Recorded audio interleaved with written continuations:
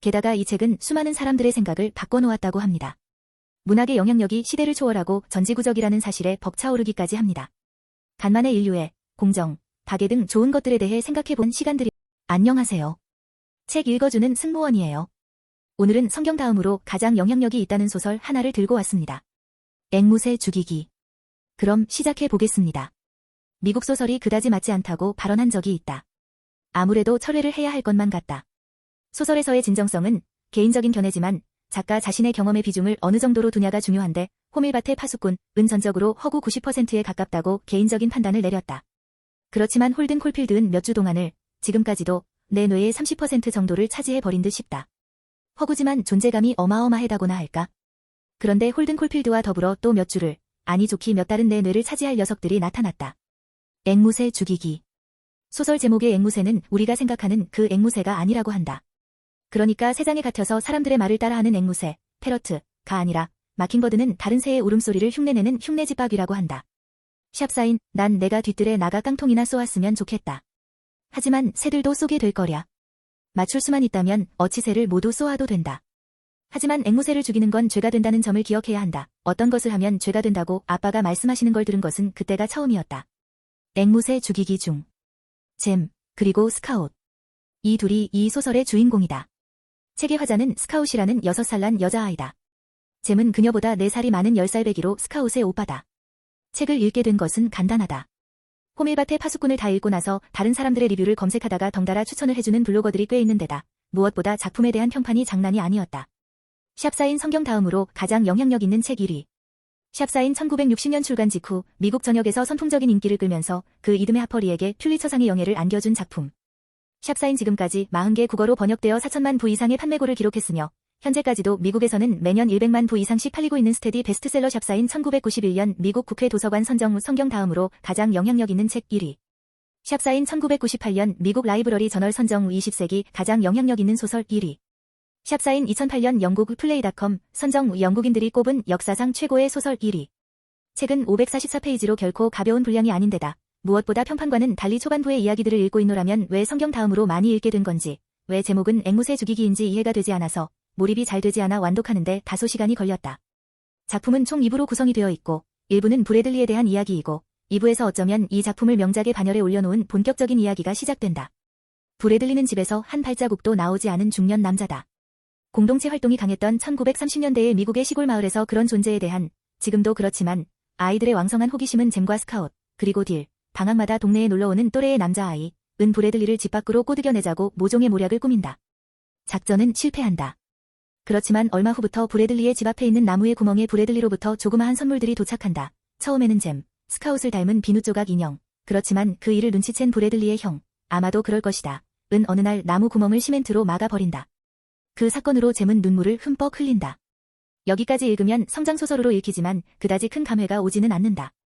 이부는 톰 로빈슨이라는 젊은 흑인 남성이 마엘라라는 젊은 백인 여성을 강간한 사건으로 시작된다. 잼과 스카웃의 아버지인 에티커스 핀치는 변호사로서 톰 로빈슨을 변호하게 된다. 당시 분위기에서 백인 남성이, 그것도 소문이 금방 퍼지는 조그만 시골 마을에서 흑인을 변호한다는 사실 자체가 큰 무리를 일으킨다. 백인들은 핀치를 깜둥이 애인이라고 놀린다. 그렇지만 핀치는 인간으로서 해야 할 도리를 해야 한다는 윤리관념이 뚜렷한 인물이다. 사건은 물증이 전혀 없는 상황이었고 오직 양자간, 피고, 원고의 구두 증언말이 유일한 증거였다. 당시 해당 주에서 강간은 사형이었다. 무죄 아니면 사형인 셈이다. 잼과 스카웃은 아버지의 변론을 듣게 되고 잼은 강간 피해자임을 주장하는 당사자인 마엘라의 증언이 앞뒤가 안 맞는다는 점과 마엘라의 아버지인 밥 유얼의 목격 진술 또한 어딘가 허점이 많다는 점을 눈치채고는 속으로 우리가 이겼어 라고 확신에 이른다. 모든 신문이 끝나고 배심원들은 심의에 들어가고 핀치, 잼, 그리고 스카웃은 집에 돌아와 식사를 하면서 최종 판결을 기다린다. 그렇지만 잼의 예측과는 달리 톰은 유죄 선고를 받고 만다. 핀치는 낙담하면서도 상고심이 있으니 아직 희망을 버리지 말라고 한다. 잼은 그때의 사건으로 충격에 사로잡힌다. 얼마 뒤 소식이 하나 들린다. 상고심 전까지 교도소에 수감되어 있던 톰이 탈옥을 시도하다가 총살을 당했다는 소식이다. 그것도 무려 17발의 총알이 그의 몸에 박혀 있었다고 한다. 얼마 뒤에 스카웃의 연극 공연이 끝나고 밤길에 잼은 스카웃을 데리고 집으로 돌아오는 길에 누군가의 습격을 받게 된다. 알고 보니 습격자는 밥 유얼, 마엘라의 아버지이었다. 감히 흑인을 변호하고 법정에서 자신과 딸을 모욕했다는 것 때문에 앙심을 품은 것이다. 그 과정에서 밥 유얼은 부엌 칼에 복부를 찔러 사망하고 잼은 저항을 하는 과정에서 팔 하나가 부러지고 정신을 잃은 상황이다. 정신을 잃은 잼을 집까지 데려다 준 것은 그들이 그렇게 집 밖으로 나오게 하고 싶었던 브래들리 아저씨다. 브래들리는 스카웃에게 집에 데려다 달라고 부탁한다. 스카웃은 브래들리를 그의 집에 데려다 주고 그 이후로 다시는 브래들리를 볼 수 없었다고 한다. 평생 처음으로 브래들리의 집 앞에서 마을을 바라보며 생각에 잠긴다. 샵사인 아빠의 말이 정말 옳았습니다. 언젠가 상대방의 입장이 되어 보지 않고서는 그 사람을 정말로 이해할 없다고 하신 적이 있습니다. 레들리 아저씨네 집 현관에 서 있는 것만으로도 충분했습니다. 앵무새 죽이기 중. 무엇보다 밥 6월 사망의 진실은 잼이 일어나야 알 수가 있는 상황이다. 스카웃은 연극 복장을 머리에 둘러쓰고 있어서 주위가 보이지 않았다. 보안관은 이건 나무둥치의 발이 넘어지면서 밥 6월이 본인이 가지고 온 부엌칼에 실수로 찔린 게 확실하다고 말하고 핀치는 그렇지 않다고 잼의 잘못일 수도 있으니 정식으로 수사해야 한다고 주장한다. 소설은 아직 깨어나지 않은 잼의 침상을 핀치가 지키는 장면으로 끝이 난다. 꽤 오래전에 노예 12년이라는 영화를 보고 충격을 받았던 기억이 있습니다. 소설의 배경은 1930년대입니다. 미국의 남북전쟁이 꽤 오래되었던 것으로 기억이 나는데 찾아보니 1861년부터 1865년까지 4년 동안 벌어졌다고 합니다. 별표 전쟁 결과 남부연합군이 패했고 미국 전역에서 노예제를 폐지, 1865년 12월 18일 한 중요한 계기가 되었다고 합니다. 노예제가 폐지되고도 그렇게 오랫동안 미국에서 흑인의 존재가 어떤 존재였는지 소설을 읽으면서 굉장히 놀랬습니다. 작품의 저자 하퍼리는 자신의 아버지가 변호사였으며 실제로 아버지가 흑인을 변호한 적이 있다고 합니다. 그래서 많은 평론가들은 이 소설의 하퍼리의 자전적 경험에 많이 의지하고 있다고 합니다. 어떻게 보면 이런 것이 소설의 편익이 아닐까 싶습니다. 시간을 돌릴 수도 없는 노릇이고 특히나 대한민국에서는 좋기 11시간은 비행기를 타고 가 볼 수 있는 미국이라는 나라에 대해 책 한 권만으로도 간접적으로 경험해 볼 수 있으니 말입니다. 오바마 대통령이 왜 가장 좋아하는 책으로 이 책을 꼽았는지 이해가 됩니다.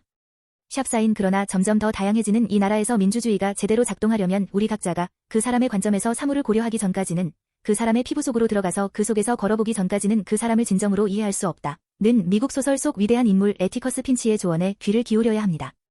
오바마 전 미국 대통령 고별 연설 중. 게다가 이 책은 수많은 사람들의 생각을 바꿔놓았다고 합니다. 문학의 영향력이 시대를 초월하고 전지구적이라는 사실에 벅차오르기까지 합니다.